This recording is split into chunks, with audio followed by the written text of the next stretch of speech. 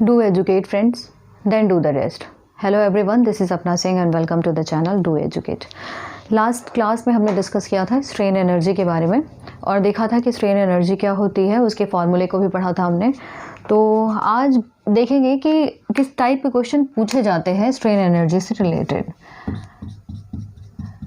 Assume करते हैं एक बॉडी है, बॉडी पे हमने लोड लगा दिया P, बॉडी का एरिया दे दिया A, modulus of elasticity E है और डायमीटर जो है वो D दे दिया है। तो स्ट्रेन एनर्जी की वैल्यू क्या होगी? यहाँ पे स्ट्रेन एनर्जी जो है ये कल हमने देखा था, strain energy is equals to P² L/2AE।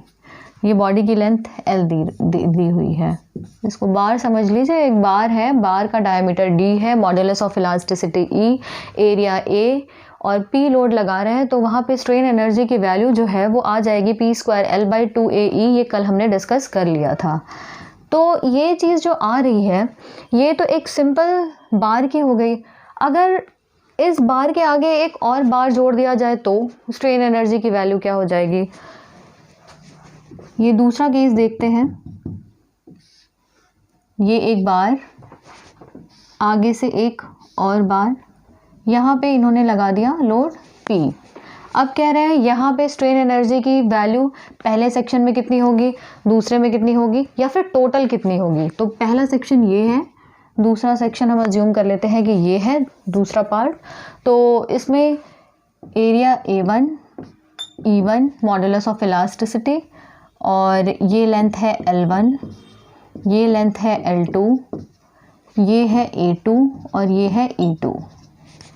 ठीक है, ये हमने अज्यूम कर लिया है कि इसकी वैल्यू ये है और इसकी वैल्यू ये है। तो यहाँ पे जो स्ट्रेन एनर्जी की वैल्यू है वो कितनी आएगी? तो स्ट्रेन एनर्जी पहले पार्ट की कितनी हो जाएगी? लोड कितना लग रहा है?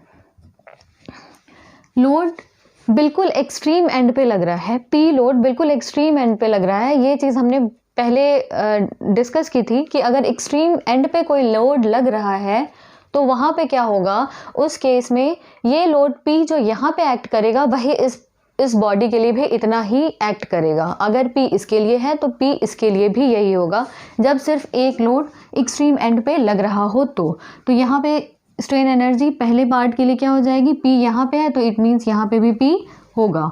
तो P² L1/A1 और modulus of elasticity is E1। Strain energy पहले पार्ट के लिए। स्ट्रेन एनर्जी दूसरे पार्ट के लिए क्या है? लोड, इसमें जैसे P लग रहा है वहाँ पे भी P लग रहा है। P², लेंथ की वैल्यू L2 दी हुई है, एरिया A2 गिवन है, मॉडुलस ऑफ इलास्टिसिटी E2 हमें पता है। तो स्ट्रेन एनर्जी पहले पार्ट की निकल गई, स्ट्रेन एनर्जी दूसरे पार्ट की निकल जाए। और अगर दोनों को अगर ये जैसे निकल गई, यहाँ पे निकल जाएगी, तो अब क्या होगा कि अगर टोटल स्ट्रेन एनर्जी पूछे यहाँ पे, टोटल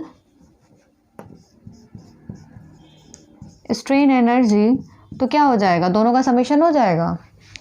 बॉडी में जितनी एनर्जी है अगर दोनों को हम जोड़ देंगे तब टोटल स्ट्रेन एनर्जी मिल जाएगी हमें। तो मतलब strain energy of body 1 plus strain energy of body 2 is equals to total strain energy. तो पहले की वैल्यू क्या है? P² L1/A1 E1 plus P² L2/A2 E2। ये क्या हो गया? टोटल स्ट्रेन एनर्जी की वैल्यू निकल के आ गई। एक पहला टाइप ये हो गया, ये तो बहुत इजी है, इसमें तो कुछ है ही नहीं। दूसरा टाइप आपका ये हो गया कि एक साइड बिल्कुल एक्सट्रीम एंड पे लोड इन्होंने लगा दिया और बोल दिया कि स्ट्रेन एनर्जी की वैल्यू पहले पार्ट में, दूसरे पार्ट में, या फिर टोटल स्ट्रेन एनर्जी की वैल्यू क्या हो गई? ये दूसरा आपका हो गया। इसी चीज़ को और एक्सटेंड करते हैं। लोड एक पे लगाया, यहाँ पे लोड हम एक्सट्रीम एंड पे लगा रहे थे। सपोज करते हैं अगर लोड एक्सट्रीम एंड पे तो लग ही रहा है, लेकिन उसके साथ साथ बॉडी के कहीं अंदर भी दूसरे पार्ट पे भी लोड लग रहा है, तो वहाँ पे क्या करेंगे? उस केस में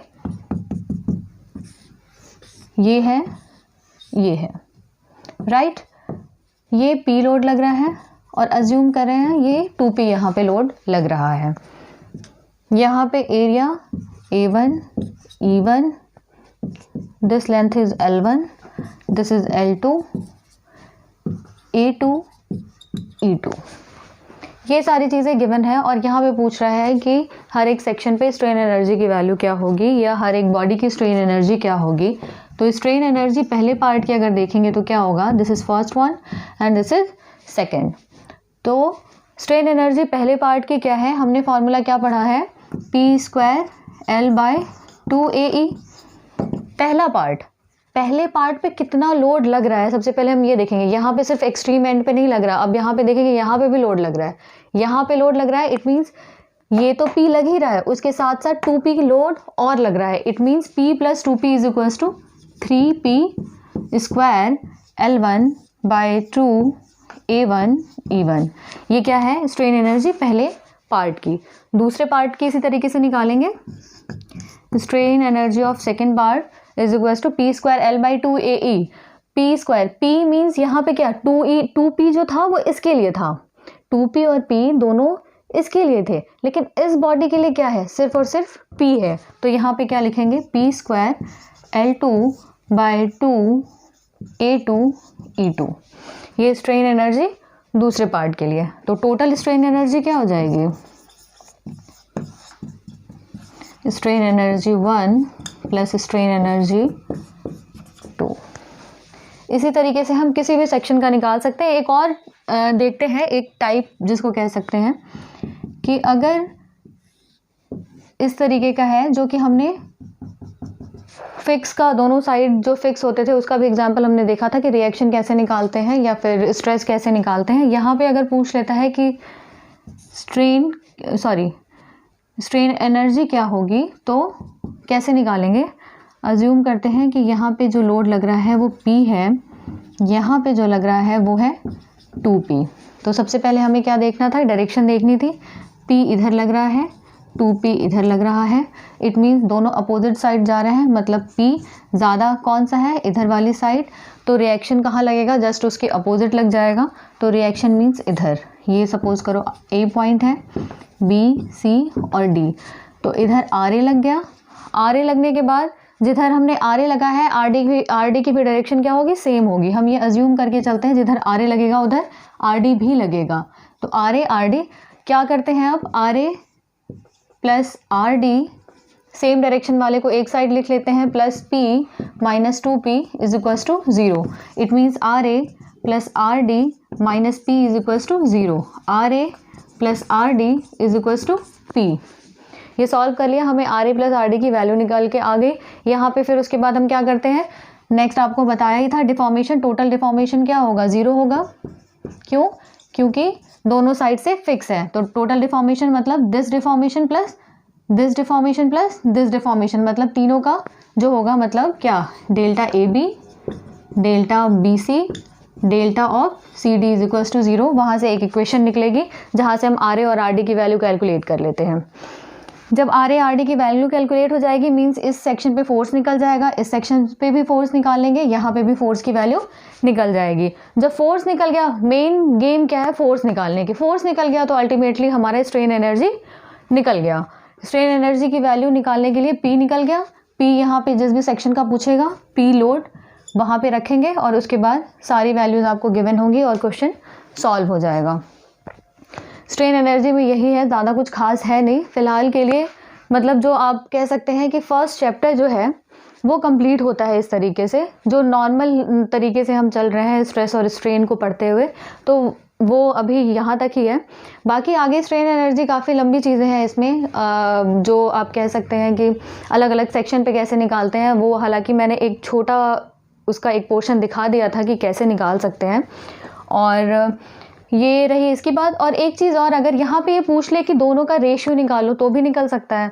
अगर स्ट्रेन एनर्जी पूछ लेता है कि U1/U2 निकालो आप, तो U1/U2 strain energy of 1 by strain energy of 2, ठीक है। तो वहाँ पे क्या करेंगे, पहले की एनर्जी निकाल दी, दूसरे की निकाल दी, दोनों का रेशियो निकल गया और फिर आंसर आपके पास हो जाएगा। ठीक है, तो ये बस यही वैल्यूज़ आप पुट कर लेना, जो भी क्वेश्चन में दिया होगा ए ई एल सबकी वैल्यू गिवन होगी। कॉन्सेप्ट यही है, कॉन्सेप्ट शुरू से लेके एंड तक यही चलेगा। बस वैल्यूज़ आपको क्या करना है, सिर्फ वैल्यूज़ पुट करनी है। न्यूमेरिकल में से आप वैल्यूज़ उठाओगे और पुट करना है, बाकी आपका सारा काम इजी है। एक बार इसको रिवाइज़ कर लेना अच्छे से, उसके बाद स्ट्रेन एनर्जी में ज़्यादा कुछ है नहीं और बहुत इजी टॉपिक है, आराम से हो जाता है, इंटरेस्टिंग टॉपिक भी है। तो ठीक है, मिलते हैं नेक्स्ट सेशन में। Thank you.